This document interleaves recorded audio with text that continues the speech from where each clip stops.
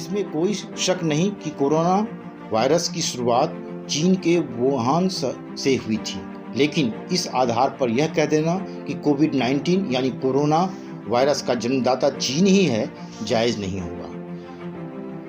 शक होना अलग बात है, लेकिन बिना सबूत दोषी करार देना इंसाफ नहीं माना जाएगा। आइए जानने की कोशिश करते हैं कि चीन पर जो आरोप लगाए जा रहे हैं उसमें कितना है दम।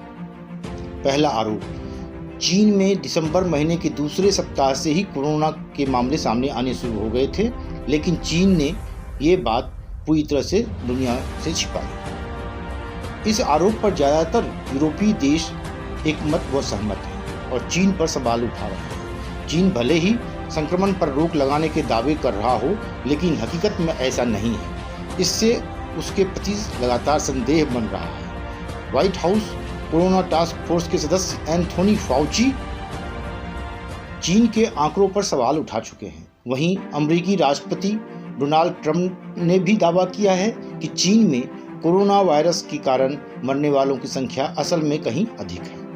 राष्ट्रपति ने ट्वीट कर कहा, इस अज्ञात शत्रु से होने वाली मौतों का आंकड़ा चीन ने अचानक बढ़ाकर दोगुना कर दिया है, लेकिन ये इससे कहीं अधिक है।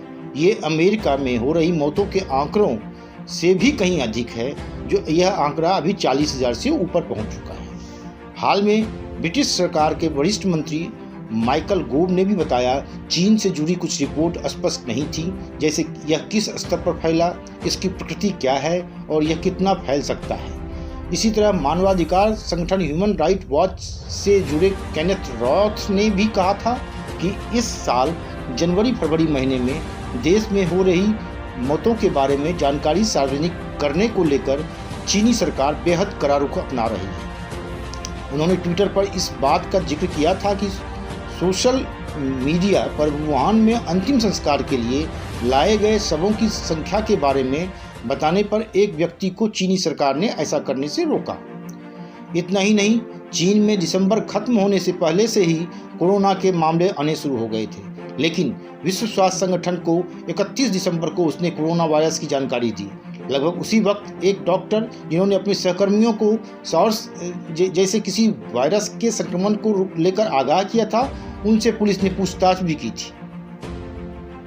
वुहान सेंट्रल अस्पताल के नेत्र विशेषज्ञ डॉक्टर ली वैन लियांग ने 30 दिसंबर को ही अपने साथी डॉक्टरों को चिताया था कि उन्होंने कुछ मरीजों में सार्स जैसे वायरस के लक्षण देखे हैं, लेकिन उन्हें यह कहकर चुप करा दिया गया कि वे लोगों को भ्रमित ना करें। कुछ दिनों बाद डॉक्टर ली की मौत कोरोना वायरस से हो गई। दूसरा आरोप, WHO पर आंख में मूंदने व चीन परस्त होने का आरोप। कोरोना वायरस को लेकर WHO के रोल पर भी सवाल उठाए जा रहे हैं। अमेरिका तो इस पर चीन परस्त होने तक आरोप लगा चुका है। इसके कुछ ट्वीट पर ध्यान दें तो पता चल जाएगा कि वह किस तरह इस पूरे मामले में कंफ्यूज रहा है। बीते 24 जनवरी को WHO ने ट्वीट किया कि चीन की शुरुआती जांच में इस बात के संकेत नहीं मिले हैं कि कोरोना वायरस इंसानों से इंसान में फैलता है। डोनाल्ड ट्रंप और अन्य लोगों ने इस ट्वीट के जरिए WHO पर सवाल उठाए और आरोप लगाया कि संगठन आंख मूंद कर चीन की बातों पर भरोसा कर रहा है। फिर केवल 8 दिन के अंदर 22 जनवरी को एक ट्वीट में WHO ने एक बयान जारी करके कहा कि वुहान में कोरोना वायरस के इंसानों से इंसान में फैलने के मामले सामने आए हैं, जिसके बाद जनवरी के आखिर में WHO ने इसे वैश्विक महामारी घोषित कर दिया। तीसरा आरोप, कोविड-19 यानी कोरोना वायरस का जन्मदाता आखिर कौन, चीन या फिर कोई और। दिसंबर 2019 में मामले सामने आने के बाद से ही यह कयास जारी है। यह वायरस वहाँ वुहान इंस्टीट्यूट ऑफ वायरोलॉजी या पास के हुनान सी फूड मार्केट से निकला है। इस WIV लैब में 1500 से ज़्यादा घातक वायरस मौजूद हैं, जो लीक होने पर दुनिया भर के लिए नया खतरा बना सकते हैं। WIV की P4 प्रयोगशाला में इन पर शोध प्रयोग किए जाते हैं। इस बीच ब्रिटिश मीडिया समूह द मेल की रिपोर्ट के अनुसार वुहान लैब की दुर्लभ अंदरूनी तस्वीरें उजागर हुई हैं।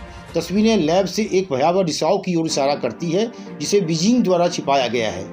तस्वीरों में वायरस के 1500 अलग अलग प्रकारों को संग्रहित करने के लिए इस्तेमाल किए जाने वाले रेफ्रिजरेटर में से एक के दरवाजे पर एक टूटी हुई सील दिखाई देती है। इसमें बैट कोरोना वायरस भी शामिल है।